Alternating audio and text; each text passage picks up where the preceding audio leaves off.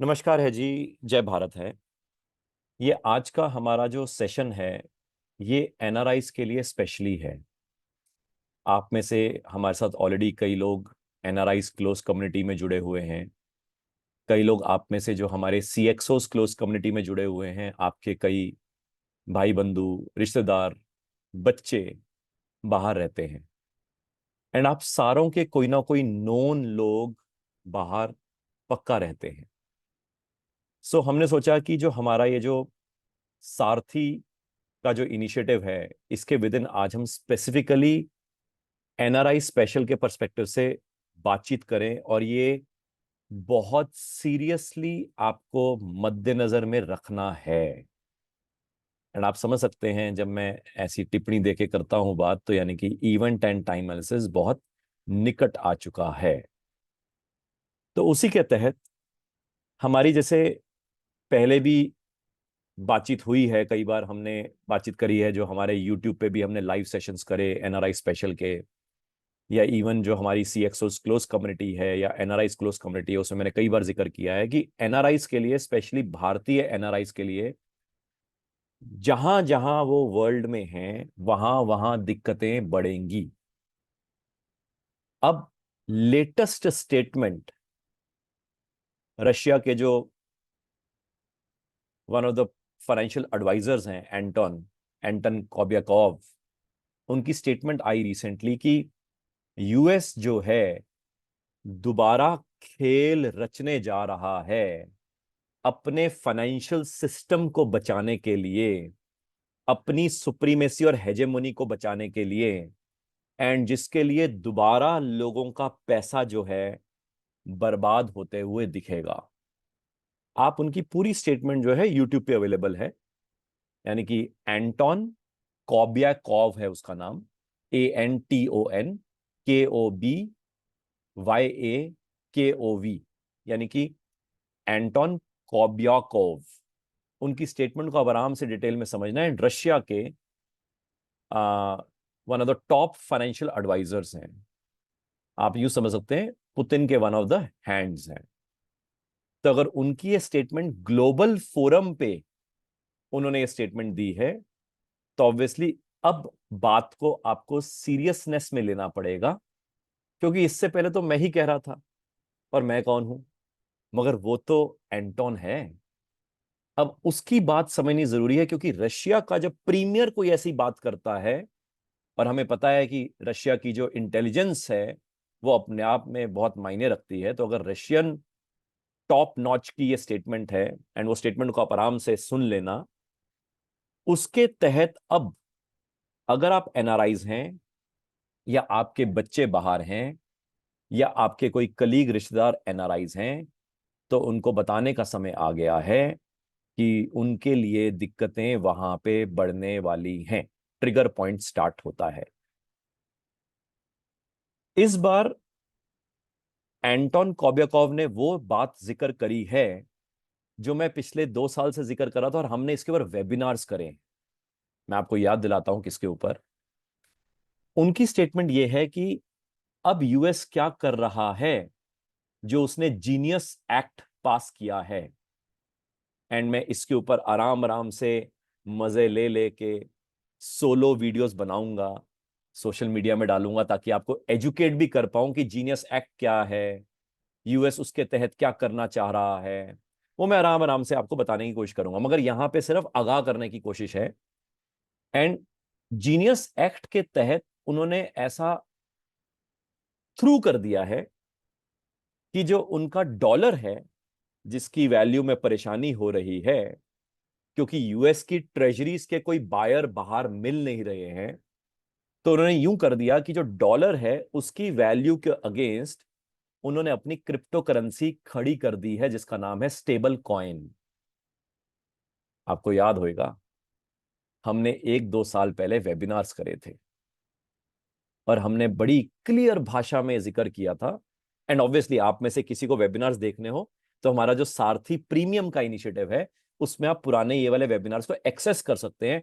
And आप ये हैरान होंगे सोच के कि भगवान की दया से, मार्केट माँ की दया से, इवेंट एंड टाइम एनालिसिस के तहत हमने ये 1-2 साल पहले वेबिनार्स करे थे कि आने वाले समय में दो चीजें होंगी, कि अपने डॉलर को बचाने के लिए, या यूएस को अपनी हेजेमनी बचाने के लिए, या यूएस को अपने फाइनेंशियल सिस्टम को बचाने के लिए, या यूएस को अपनी सुप्रीमेसी को बचाने के लिए, या तो वॉर का एंगल खोलना पड़ेगा ताकि वर्ल्ड में सारे कंट्रीज लड़ें, ताकि लड़ेंगे तो उनके डिफेंस इक्विपमेंट बिकेंगे और सारे यूएस से डरेंगे, और यूएस से डरेंगे तो यूएस कहेगा देख भाई, एक तो मेरे डिफेंस इक्विपमेंट्स खरीद, और दूसरा जो मेरी यूएस की ट्रेजरीज हैं वो भी खरीद, तू खरीद नहीं रहा था ना, इसलिए तेरे घर में प्रॉब्लम आई। एंड दूसरा हमने ये भी जिक्र किया था कि वो अपनी करेंसी को क्रिप्टो करेंसी के तहत रिप्लेस करने की कोशिश करेगा, एंड इसलिए उसने बिटकॉइन का निर्माण किया था, और इसीलिए उसने सारी क्रिप्टो करेंसीज का निर्माण किया था। और ना सिर्फ वो अपनी करेंसी को प्रोग्रामेबल करेंसी करके एकदम से गायब कर देगा, एंड एंटन की भी ये स्टेटमेंट है, वो भी यही कह रहा है कि वो अपनी करेंसी को स्टेबल कॉइन के लिंक कर चुके हैं, और वो वन फाइन डे अपनी करेंसी को डी वैल्यू कर देंगे, और हमने कहा था गायब भी कर देंगे। और हमने एक स्टेप और आगे कहा था जो एंटन ने नहीं कहा अभी तक, और मुझे लगता है आने वाले समय में शायद एंटन नहीं तो कोई और पर्सन कहेगा, वो ये कि क्रिप्टो करेंसी के तहत उनका रोल प्ले सिर्फ ये नहीं है कि अपनी हेजेमनी को बचाना, उसका पर्पस एक और है कि लोग कहां कहां पैसा खर्चेंगे वो भी डिसाइड उनके हाथ में हो। और ये याद रहे, हमने वेबिनार्स में इसका पूरा कवरेज किया था एडवांस में, एंड मैं चाहूंगा वो पुराने वेबिनार सारथी प्रीमियम के तहत आप जरूर देखें, आपको समझ आएगा कि कैसे समय से पहले हमने जिक्र किया। और भगवान की दया से इवेंट एंड टाइम एनालिसिस से हम कई बार ये सारी चीजें ऑलरेडी करते आए हैं, मगर इवेंट एंड टाइम एनालिसिस से करना और साथ में उसको डाटा के साथ कोरिलेट करके बताना, उसमें भी आपको एक मैजिक दिखेगा। एंड यहां पे जो यूएस की ट्रेजरीज हैं, मैं इसको 5-7 मिनट में बताने की कोशिश करता हूं कि जो यूएस की ट्रेजरीज हैं, जैसे हमने पहले भी जिक्र किया कि उनके बाहर outside United states of America buyers नहीं मिल रहे हैं। जो सेंट्रल बैंक्स थे जो बाइंग करते थे, वह सेंट्रल बैंक्स बाइंग नहीं कर रहे हैं। इनफैक्ट आप ये देखो, हमने अपनी एनआरआईज क्लोज कम्युनिटी अभी कुछ 3 से 6 महीने पहले इसलिए शुरू करी कि हमें पता था कि आने वाले समय में एनआरआईज के लिए दिक्कतें बढ़ेंगी बढ़ेंगी बढ़ेंगी बढ़ेंगी। और आज आप देख सकते हैं एनआरआईज के लिए दिक्कतें एकदम से रेसिज्म वाली दिक्कतें बढ़नी शुरू हो गई। और आज आपको आए दिन कभी यूके में, कभी ऑस्ट्रेलिया में, कभी यूएस में, कभी कहीं ये सारी चीजें आपको दिख रही हैं। यानी कि एनआरआईज क्लोज कम्युनिटी का भी टाइमिंग कितना परफेक्ट था। एंड साथ में आपको याद होगा हमने एक स्पेशल सेशन किया था जिसमें हमने जिक्र किया था कि जो यूएस की जो ट्रेजरीज हैं जिनके ऊपर डेरिवेटिव्स हुआ है, उनकी मेच्योरिटी का जो डेट है जिसको उन्होंने पोस्टपोन किया था, वो 2025, 26, 27 में आपको दिखेगा। एंड यूएस की ट्रेजरीज की जो रिडेम्पशन है उसमें से कुछ पोर्शन 2025 में ड्यू है, उससे बड़ा पोर्शन 2026 में ड्यू है, एंड उससे भी बड़ा पोर्शन 2027 में ड्यू है। यानी कि इसका मतलब ये, अगर 2025 में यूएस की ट्रेजरीज की रिडेम्पशन ड्यू है तो पैसा है नहीं यूएस के पास।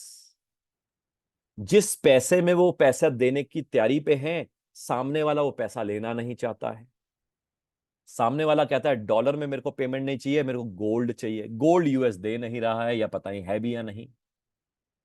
और अगर रिडेम्पशन नहीं करेगा तो रीफाइनेंस करना चाहता है, जो कि आज तक यूएस रीफाइनेंस ही करता रहा, कभी रिडेम्पशन तो करा ही नहीं। क्योंकि रीफाइनेंस इसलिए क्योंकि सामने वाला कंट्री हमेशा यूएस की ट्रेजरीज हमेशा मांगता ही था। तो यूएस ट्रेजरी की जब मेच्योरिटी डेट आती थी, जब 10 साल सपोज कंप्लीट होते थे, या 20 साल कंप्लीट होते थे, या 30 साल कंप्लीट होते थे, जब भी वो रिडेम्पशन की डेट आती थी तो यूएस कहता था हाँ भैया रिडेम्पशन करना या रीफाइनेंस करूं। वो कहता माई बाप, मेरे पास पैसे पड़े हुए, मैं इसको कहां रखूंगा, आप ही यूनाइटेड स्टेट्स ऑफ अमेरिका हो, मेरे पैसे आप ही के पास सेफ है। तब वो गोल्ड को भी सेफ नहीं मानता था, क्योंकि उसको पता था यूएस अपने बुलियन बैंक्स के थ्रू गोल्ड की सेलिंग करवाता है, और गोल्ड इसलिए एकदम से डिक्लाइन हो जाता है। और ये हमने देखा बार बार, हमने सीखा भी समझा भी। चार्ट्स में आप देख भी सकते हैं कैसे उसने 2012 के बाद ये पूरी रचना रची। तो जैसे जैसे वो रशिया से उसने पंगा लिया, चाइना से पंगा लिया, चाइना और रशिया की आपस में शादी होगी जिसको हम चशिया बोलते हैं, अब उसकी यूरोप से भी नहीं बन रही है। तो धीरे करके उसकी जो यूएस की जो ट्रेजरी की जो रिडेम्पशन है उसकी रीफाइनेंसिंग हो नहीं पा रही है, रीफाइनेंसिंग हो नहीं पा रही है। और रिडेम्पशन के लिए जो पैसे सामने वाले को चाहिए वो इसके पास है नहीं। इसलिए ये ऑल्टरनेटिव क्या ढूंढेगा? पहला ऑल्टरनेटिव लड़ाई, जो कि वो करवा ही रहा है हर जगह। दूसरा ऑल्टरनेटिव लिंकिंग विद क्रिप्टो, जो कि हमने 1-2 साल पहले वेबिनार किया था। और हमारे कई नेटवर्क ग्रुप्स हैं, या जिस जिस पर्सन से मेरी चर्चा होती थी वो कहते थे क्रिप्टो करेंसी तो बहुत बढ़ेगी, बिटकॉइन बिटकॉइन बिटकॉइन। मैं कहता भैया एक दिन आखिरी वाले जो लोग होंगे ना, जो रिटेल वाले होंगे, उनको डुबाएगी भी यही। यानी कि अगर आप एक्सपोजर ले भी रहे हैं तो बस निकल जाना, क्योंकि as per event and time analysis 2025 तक तो इनका पॉजिटिव पीरियड है। आपको याद होगा, ये जिक्र भी किया था। मगर जैसे जैसे 2025 का पीरियड खत्म होएगा तो धीरे करके चीजें जो हैं अनलीश होने लग जाएंगी और लोगों को पता लगने लग जाएगा ये क्रिप्टो भी भाई गेम उन्हीं की थी। ये सतोशी जो था वो कोई नामाकरण ऐसे नहीं था, वो पीछे से यही लोग थे जो डीप स्टेट थे, जो रचना रच रहे थे। क्योंकि उनको पता था वन फाइन डे उनकी करेंसी की जो वैल्यूएशन है वो परेशानी में आएगी, क्योंकि उन्होंने ज्यादा नोट छाप चुके होंगे। वन फाइन डे ऐसा होगा कि लोग बाकी जो कंट्रीज होंगे वो खरीदेंगे नहीं, और उनको समझ आने लग गया था 2008 के क्राइसिस में। इसलिए उन्होंने 2008 के क्राइसिस के बाद बिटकॉइन को पैदा किया, इसलिए बाकी करेंसीज को, क्रिप्टो करेंसीज को पैदा किया। एंड क्रिप्टो करेंसीज के बारे में मैंने ऑलरेडी यूट्यूब पे 2-3 वीडियोस डाल रखे हैं, आप उसको देख भी सकते हैं। एंड तब क्या है ना, कई नामी ग्रामी लोग होते हैं, कई बड़ी बड़ी कंपनी से काम कर रहे होते हैं, वेस्टर्न वर्ल्ड में स्पेशली होते हैं। तो ग्रुप्स में या कहीं ना कहीं वन ऑन वन जब बातें होती थी वो कहते हैं नहीं नहीं नहीं यार अमन, बिटकॉइन तो बहुत बढ़ेगा, क्रिप्टो करेंसी का ये बोलबाला है। मैंने भाई तू बेच के निकल जाइए, ऐसा ना हो कि तू ही लुढ़क जाए। एंड अब ये जो एंटन की स्टेटमेंट है, आई एम डेड श्योर उन्होंने नहीं सुनी होगी। तो मेरे को लगा कि ये चीजों को अब हम समझ लें, ताकि ये धीरे करके लोगों तक पहुंच सके, ताकि हम ये जो जो मैं आज जिक्र कर रहा हूं, ये आप अपने नियर एंड डियर वंस को भेज सकते हैं, जो एनआरआईज हैं या जो बाहर के क्रेज में बैठे हुए हैं। कि अब जो एंटन साहब क्या कहते हैं, उनकी क्लियर कट स्टेटमेंट ये है कि जैसे 1930 में यूएस ने गेम खेली अपने फाइनेंशियल सिस्टम को बचाने के लिए, लोगों के पैसे बर्बाद कर दिए, ऐसे ही यूएस ने 1971 में गेम खेली, जिसमें फिर अपने फाइनेंशियल सिस्टम को बचाने के लिए बाकी लोगों के पैसे बर्बाद हो जाएं। और कौन सी गेम खेली, इसके ऊपर मैं आराम आराम से सोलो वीडियोस में थोड़े मजे ले लेके आराम से वीडियोस बनाता रहूंगा। कुछ कुछ हमने डिस्कशन करी भी है। 1930 में जैसे लोगों का गोल्ड जब्त कर लिया था, 1971 में तो भाई साहब गोल्ड का सिस्टम ही गायब कर दिया था, ये हमने जिक्र किया है। मगर इसके ऊपर हम दोबारा मजे लेके आराम से वीडियोस बनाने की कोशिश करेंगे। मगर आज के डेट में सिंस यूएस की ट्रेजरीज का कोई बाहर बायर नहीं है, तो उनके ईल्ड जो है वो बढ़ रहे हैं, क्योंकि यूएस ट्रेजरी कोई खरीद नहीं रहा। यानी अगर बॉन्ड के कोई बायर ना हो, बॉन्ड को कोई खरीदना ना चाहता हो, तो आप क्या करोगे? आप कहोगे प्लीज खरीद ले यार, मैं इसके ऊपर थोड़ा और इंटरेस्ट रेट दूंगा। यानी कि इंटरेस्ट रेट और बढ़ जाएंगे तो यूएस की तो इकोनॉमी की हालत और खराब हो जाएगी। ऑलरेडी उनके बाजे बजे में इंटरेस्ट रेट कैसे बढ़ा सकते हैं भाई? क्योंकि अगर इंटरेस्ट रेट बढ़ाएंगे तो लोग क्रेडिट कार्ड की पेमेंट नहीं करेंगे, होम लोन की पेमेंट नहीं करेंगे। और mortgage market, home loan market US की सबसे बड़ी मार्केट है, ट्रिलियंस ऑफ डॉलर्स की मार्केट है। एंड जब यील्ड बढ़ता रहेगा तो बॉन्ड मार्केट क्रैश कर जाएगी। बॉन्ड मार्केट क्रैश कर ही रही है, और अगर और करने लग जाएगी तो जो उनके यूएस के जो बैंक्स हैं, जिन्होंने यूएस की ट्रेजरीज खरीदी हुई हैं, भाई उनके भी बाजे बच जाएंगे। और अगर यूएस के बैंक्स के बाजे बजने शुरू हो गए, एक गया तो दो गए, दो गए तो चार गए, तो जितनी भी स्टार्टअप फंडिंग है उनके बाजे बजने शुरू हो जाएंगे। यानी कि एकदम से सर्कल शुरू होएगा। और ये सर्कल का आगाज है जो एंटोन ने बोला है। मैं तो पिछले 1-2 साल से बोल ही रहा था, मगर मैं कौन हूं? मगर एंटोन तो है ना भाई, उसको तो सुन लो जो वो कहना चाह रहा है। एंड इसके कारण क्या होगा, जैसे जैसे यील्ड बढ़ रहा है तो यूएस इंटरेस्टेड या तो बढ़ाएगा, बढ़ाएगा तो मरेगा, घटाएगा तो और मरेगा। और आपको याद होएगा 2-3 साल पहले मैं यही कहता था, वो खुद कंफ्यूज हो जाएगा, भाई करूं क्या, इंटरेस्टेड बढ़ाऊं या घटाऊं, उनकी इकोनॉमिक्स फेल हो जाएगी। यानी एडम स्मिथ की economics, capitalism model economics, communism model economics, उनकी खुद खराब हो जाएगी। वो कहेंगे भाई करें क्या, इंटरेस्ट रेट को बढ़ाएं या घटाएं? क्योंकि आज तक तो यही पढ़ाते रहे ना थ्योरी में कि महंगाई बढ़ती है तो इंटरेस्ट रेट बढ़ा दो। अगर ये तो भाई साहब बढ़ा ही नहीं सकते, महंगाई तो बढ़ रही है, महंगाई बढ़ रही है, इंटरेस्ट रेट बढ़ा नहीं सकते। और ग्रोथ हो नहीं रही है इकोनॉमी की, तो इंटरेस्ट रेट घटा नहीं सकते। वाह, उनकी इकोनॉमिक्स फेल हो रही है। तो ऐसे में आइडली सिर्फ चैलेंज यहां तक नहीं है, चैलेंज वो भी है जो मैंने थोड़े महीने पहले जिक्र किया था और उन्होंने दोबारा रिपीट कर रहा हूं कि जैसे जैसे महंगाई यूएस में बढ़ रही है, यील्ड जैसे जैसे बढ़ रहे हैं, यूएस के ट्रेजरी के टेकर्स कोई मिल नहीं रहे हैं, और जैसे से अब तो उन्होंने जीनियस एक्ट भी पास कर दिया कि भैया स्टेबल कॉइन का लिंक कर दो, यानी कि वो धीरे धीरे करके यूएसडी के तहत वो स्टेबल कॉइन की तरफ लाना चाहेंगे लोगों को। तो धीरे धीरे करके आप ये समझ सकते हैं स्टैंडर्ड ऑफ लिविंग जो लोग यूएस में रह रहे होंगे आज की डेट में, उनका स्टैंडर्ड ऑफ लिविंग और गिरेगा। आपने देखा होगा पिछले 6-9 महीने में गिरा ही है, रेदर पिछले 2 साल से गिरा ही होगा, जो हमने 2 साल से वेबिनार्स कर रहे हैं, मगर अब बहुत तेजी से गिरेगा। जैसे ही स्टैंडर्ड ऑफ लिविंग बहुत तेजी से गिरेगा यहां से, तो मुझे लगता है जैसे असैसिनेशन ट्रम्प के खास आदमी का हुआ है, ट्रम्प के ऊपर भी प्रहार होगा। As per event and time analysis भी मैंने ये जिक्र किया हुआ है। एंड ऑब्वियसली अगर ऐसा होगा तो रायट्स और सिविल अनरेस्ट, लोग सड़कों पे आपको यूएसए में बहुत ज्यादा दिखेंगे। एंड अगर बहुत ज्यादा दिखेंगे तो वहां पे अनरेस्ट सिर्फ लाठियों से नहीं होता, गन कल्चर के साथ होता है, ओपन फायरिंग दिखेगी।